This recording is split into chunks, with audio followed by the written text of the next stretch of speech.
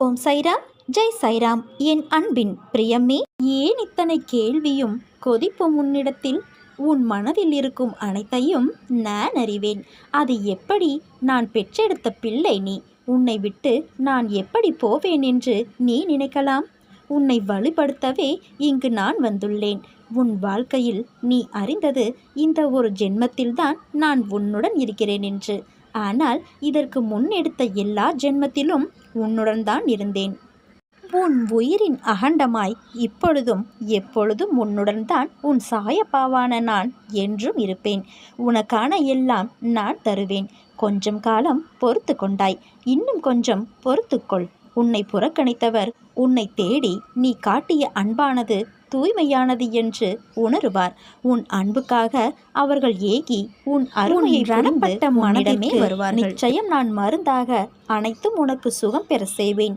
இப்போது உள்ள உன் மனநிலைமை கஷ்டங்களை பார்த்து மறத்து போய் கண்ணீர் வற்றி இருக்கிறாய். இதை அனைத்தும் நான் மாற்றி அமைப்பேன். நீ என்மேல் கொண்ட பக்தியானது உலகை விட பெரிது. உன்னை என் பிள்ளை என்று சொல்லும்போது உன் சாயப்பா மனதில் ஏற்படுகின்ற ஆனந்தமானது வார்த்தைகளால் சொல்லி உணர வைக்க முடியாது. என் பிள்ளை நீ உன் வாழ்க்கையில் நல்ல விஷயங்களில் அடியெடுத்து வைக்கும் காலம் வந்துவிட்டது. உன்னை விட்டு நான் என்றும் விலக மாட்டேன். அன்புக்கு பெயர் கொண்ட பிள்ளை நீ. உன் மனதில் குதர்க்கமான எண்ணங்கள் எழுந்தால் அதை விட்டுவிடு. அதை பெரிதாக எடுக்காதே. மனமும் புத்தியும் நமக்கு பாதி நண்பன் பாதி எதிரி. அதனால் அவற்றை என் பாதத்தில் வைத்துவிடு. நான் பார்த்து கொள்கின்றேன். நிறை குறை என எல்லோரிடமும் உண்டு. அதனால் அதை திருத்த நீ முயற்சி செய். இப்படி குறையுடன் இருக்கிறோமே என்று வருத்தப்படாதே. உன் சாயப்பா இருக்கிறேன். என் ஆசியும் அருளும் எப்போதும் உனக்கு உண்டு. நீ நன்றாக நல்ல ஆரோக்கியத்துடன் நலமுடன் வாழ்வாய் என் கண்ணே. உன் அம்மாவாக அப்பாவாக என்றும் உன்னை அரவணைத்து நான் காப்பேன். உன் வாழ்க்கையில் சில நினைவுகள் உன் மனதில் வடுவாய் அமர்ந்து உன்னை அழுத்தி உன்னை முன்னேற விடாமல் வேதனை என்னும் படுகுழியில் தள்ளி உன் வாழ்க்கையில் நீ முன்னேற வேண்டும் என்ற எண்ணத்திற்கு அது தடையாய் இருப்பதனால் திக்கு தெரியாமல் குழம்பி போய் இருக்கின்றாய். நீ எதிர்காலத்தை யோசித்து எடுத்த முடிவை அவர்கள் யோசிப்பது இல்லை. நீ அவர்களை காயப்படுத்தினாய் என்பது மட்டும்தான் அவர்களுக்கு புரியும். அவர்களுக்கான சூழ்நிலையை புரிந்துதான் நீ அந்த முடிவை எடுத்தாய் என்பது அவர்களுக்கு புரியாது. அதை எதிர்பார்த்தால் கடைசியில் நீதான் காயப்பட்டு நிற்பாய். உன்னை தவறாக புரிந்து கொண்டார்கள், நம்மை நேசித்தவர்கள் என்றுதானே வேதனை அடைகிறாய். எதற்கும் கலங்காதே. உன் சாயப்பா உனக்காகத்தான் இருக்கின்றேன். உன்னை நிச்சயம் நான் முன்னேற வைத்து வெற்றி பெற வைப்பேன். என்னை நம்பு, பொறுமையாக இரு. எல்லாவற்றையும் கடக்க நான் உதவுகிறேன்.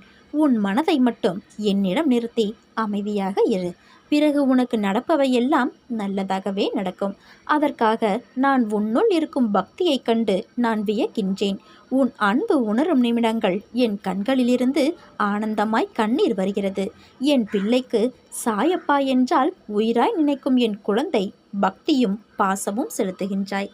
அதனுடன் உன்னிடம் உன் சாயப்பா நான் எதிர்பார்ப்பது இன்னும் கொஞ்சம் பொறுமையாகவும் நம்பிக்கையுடனும் காத்திரு. உனக்கான பரிசை உன் சாயப்பா நிச்சயம் தருவேன். உன் அம்மாவாக அப்பாவாக நான் என்றும் என் கண்ணிமையில் வைத்து கருவறையில் காப்பது போல உன்னை வளர்ப்பேன். இருள் நீங்குவதும் விடியல் உதயமாவதும் உன் கைகளில் இல்லை. அதே போலத்தான் உனக்கான இருள் நீங்குவதும் விடியல் பிறப்பதும் உன் கையில் இல்லை. உன் கையில் எதுவுமே இல்லாத போது நீ ஏன் கலக்கமடைகின்றாய்? பயம் என்ற எண்ணத்தை தூக்கி வெளியில் எறி. எல்லாம் நல்லதாகவே மாறும். எதற்காகவும் நடுங்காதே. நான் இருக்கிறேன் உனக்காக. இன்னும் எத்தனை நாள் நான் பொறுமை காக்க வேண்டும்? இன்னும் எத்தனை நாள் இது நடக்கும் என்ற வார்த்தைகள் நிகழ்வாய் அரங்கேறும் என்று உன்னிடத்தில் 100 கேள்விகள் இருந்து கொண்டே இருக்கிறது. இப்போது நான் கூறும் பதிலும் கூட என்னிடம் நீ கேட்கும் நேரத்தில் நான் தருகின்ற பதில்கள்தான். கால நேரம் என்பது நாம் நினைத்தவுடன் வருவது அல்ல. அது நமக்கென்று உரித்தான நேரத்தில்தான் உதிக்கும். அதற்காகத்தான் சொல்கின்றேன். பொறுமையும் நம்பிக்கையும் தான் இவை இரண்டுமே காலங்களை நமக்கான சாதனைகளாய் மாற்றும். உன்னிடத்தில் உன் சாயப்பா நான் எப்போதும் இருப்பேன். கவலை கொள்ளாதே. எத்தனை பேர் கூடி நின்று உனக்கு வழியை அடைத்தாலும் அத்தனை பேரும் வியக்கும்படியாக நான் உனக்கு பல வழிகளை திறப்பேன். பாபா சொன்ன ஞானத்தை அருளும் கதைகள் எத்தனையோ. பக்தி மார்க்கத்தை வழியாக காட்டப்பட்ட பக்தர்கள் எத்தனையோ. இக்கதைகளை பயபக்தியுடன் சொல்பவர்களும் கேட்பவர்களும் பூரண சாந்தியை அனுபவிப்பார்கள். பாபாவின் திருமுகத்திலிருந்து வெளிப்பட்ட இக்கதைகளை கேட்டால் பக்தர்கள் உடல் உபாதைகளை மறந்து விடுவார்கள்.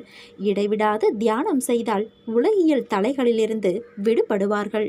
பாபாவின் திருமுகத்திலிருந்து வெளிப்பட்ட வார்த்தைகள் தேவாமிர்தம் போன்று இனிப்பவை. கேட்டால் பரமானந்தம் விளையும். நான் எவ்விதம் இவ்வார்த்தைகளின் இனிமையை விவரிப்பேன்? வித்வான் போலவும் பேரொழுக்கமுடையவர் போன்றும் நடிக்காமல் இக்கதைகளை யாராவது ஒருவர் பிரசன்னம் செய்வதால், மற்றவர்களுக்கு எடுத்து சொல்லுவதால், அவருடைய பாத தூளிகளில் விழுந்து புரண்டாலே எனக்கு மோட்சம் நெருங்கும் என்பதை நான் உணர்கின்றேன். இக்கதைகள் சொல்லப்படும் அசாதாரணமான பாணியும் கற்பனை வளத்துடன் பிரயோகிக்கப்பட்ட வார்த்தைகளும் சொற்றொடர்களும் கேட்பவர்களை மெய்மறக்க வைத்து எல்லோருக்கும் மிகுந்த ஆனந்தத்தை அளிக்கும். காதுகள் அவருடைய கதைகளை கேட்கவும், கண்கள் அவரை தரிசனம் செய்யவும் ஏங்குவது போல மனம் தெய்வீகமான தியானத்தில் மூழ்கி பிரக்ஞையை இழந்துவிடும். அன்பான குருவே என் அன்னை, அவருடைய கதைகள் ஒருவரிடமிருந்து இன்னொருவருக்கு வாய்மொழி செய்தியாக பரவும் பொழுது நாம் பயபக்தியுடன் அவற்றை காதுகளால் கேட்டு சேமித்து வைத்துக் கொள்வோம். சாயின் கதைகளை நாம் திரும்ப திரும்ப மனதில் ஓட செய்வோம். அன்பென்னும் கயிற்றால் கட்டி எத்தனை முடியுமோ அத்தனையையும் சேமிப்போம். பிறகு இப்புதையலை பரஸ்பரம் தேவைக்கு மேலாகவே பகிர்ந்து கொள்வோம். நீ என்னை தஞ்சமடைந்த பின் யாரை தேடியும் எதற்காகவும் செல்ல வேண்டிய அவசியமில்லை. உனக்கு தேவையான அனைத்தும் எனது அருளால் உன்னை வந்து சேரும்.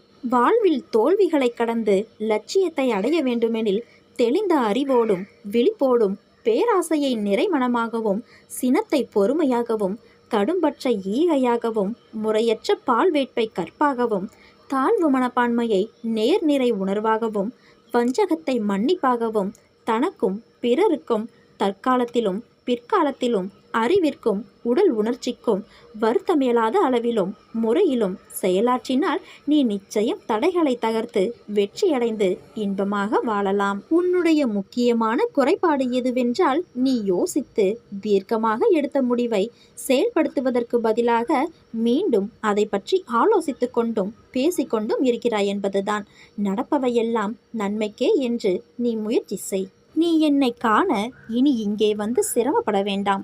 நீ எங்கிருந்தாலும் உன்னுடனேயே நான் இருக்கின்றேன். பாபாவின் திருவுருவத்தை அடிக்கடி பார்க்க வேண்டும், அவரை எப்போதும் நினைக்காது உதவும் என்ற நோக்கத்துடன் பாபாவை போட்டோ எடுப்பதற்கு பம்பாயிலிருந்து சில மாணவர்கள் கேமரா ஒன்றுடன் வந்திருந்தனர்.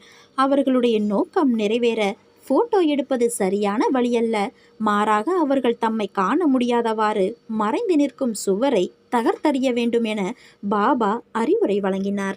அவ்வாறு தடையான சுவர் அகற்றப்பட்டு விட்டால் அவர்களும் பாபாவும் ஒருவரையொருவர் நேருக்கு நேர் தெளிவாக பார்த்து கொள்ள முடியும். தகர்த்தெறிவது என்பது எதிர்மறையான சாதனை. பாபாவின் சூசகமான பேச்சின் உட்பொருள் என்ன? அந்த வாலிபர்கள் தாங்கள் என்பது தங்கள் உடல்கள்தான் என கருதியது போல பாபா என்பதும் பாபாவின் சரீரம்தான் என கருதினர். அந்த மாதிரி அனுமானங்களை விடாமல் பாபாவின் உடலை மட்டும் போட்டோ எடுக்க முயற்சி செய்யும் வரை தங்களை பற்றியும் பாபாவை பற்றியதுமான ஸ்வரூபம் சம்பந்தமான அவர்களது தவறான நோக்கங்களிலிருந்து விடுபட முடியாது. சீரடியில் உள்ள இவ்வுடலை பார்த்துவிட்டு சாய்பாபாவை கண்டுவிட்டதாக ஒருவன் எண்ணுவானேயாகில் அவன் எண்ணம் மிகவும் தவறானது. நான் இங்கே இல்லை என சில சமயங்களில் பாபாவே கூறுவார். சீரடியில் மட்டும்தான் பாபா இருக்கிறார் என்ற எண்ணம் வேண்டாம். பாபாவே கூறியுள்ளபடி தன் பக்தனுடன் எப்போதும் இருக்கிறார். பாபாவை ஷீரடியிலோ அல்லது வேறு ஒரு கோவிலுக்கோ கட்டுப்படுத்த வேண்டாம்.